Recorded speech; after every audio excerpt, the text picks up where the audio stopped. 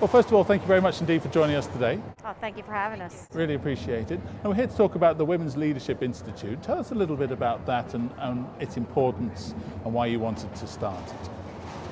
Well, the Women's Leadership Institute was an idea and concept that was developed about less than 18 months ago. About a year ago, we all sat around in a room and we were trying to discuss how do we put together a class that's geared towards women leaders in an organization, not just for chiefs, but also for women at every rank, to help them be able to navigate through a male-dominated occupation like police work. And how's it been going? I've taught on all three courses so far, and it's been an incredibly inspiring experience. Particularly the engagement of the women in the class.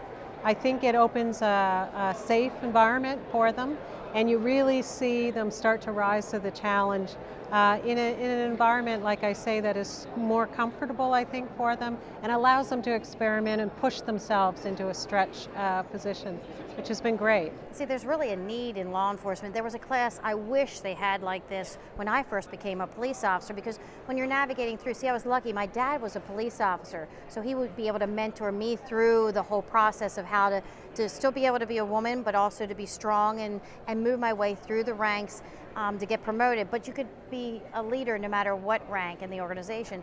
And we found there was really a need for that. There was really no women's training, leadership training out there. So the ICP developed this process. A group of us all sat down. We threw our ideas on what we would like to see and what we wouldn't like to see, and then the class was developed, and they've had, I think, 3 classes so far, and they've got 4 more planned for next year, including one in my hometown of Sarasota, Florida in January. So it's really taken off. Well, let's pick up on a couple of those things if we could. Let's talk about that expansion plan and kind of where you hope to take this. So, yeah, the program, we do it by demand, and we've been incredibly pleased, one, that every class of the first 3 have been full with waiting lists, so 50 people in a waiting list. So it tells us a little bit about demand. We have 4 more planned for 2014. We have more requests coming in, and we intend to take it internationally as well, so we're working on that avenue. We're actually pleasantly surprised at the uptake and the support of chiefs throughout the US, Canada, and now internationally. So what are some of the skills that your trainees would take away with them? We're teaching a number of things. One, the principle is leading individuals, leading teams, leading organizations. So that's the framework on how the information, but we deal with ethics, we deal with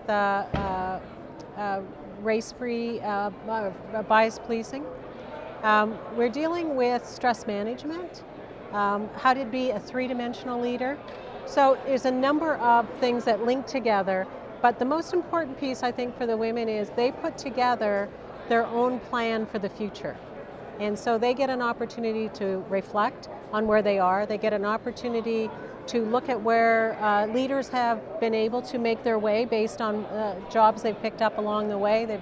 And they get to start to chart out what their future could look like and what they need to do to get there. So there are some outstanding women leaders in law enforcement in the United States, but it is a male-dominated profession. So what can the IACP and others do to help?